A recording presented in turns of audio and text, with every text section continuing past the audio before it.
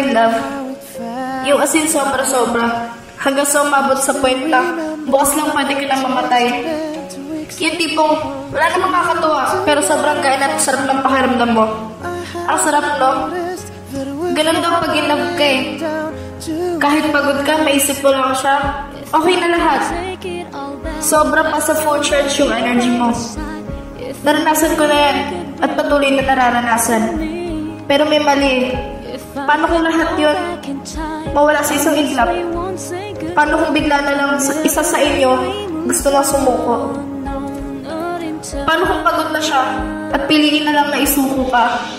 Paano kung sa unang parte ng storya ay hindi ka naman pala niya mahal? Naakala lang pala niya love na.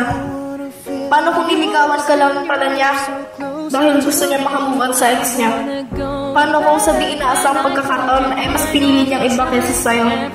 Dalawang magkaibang storya at pag-ibig may pinipinagdukot ng tadhana. A time machine.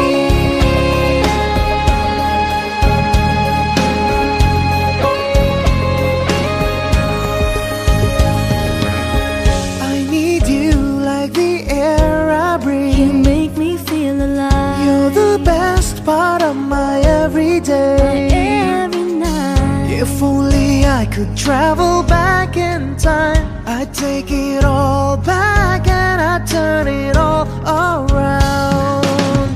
If I could take it all back, I still want you by my side. If only I could bring you back to me.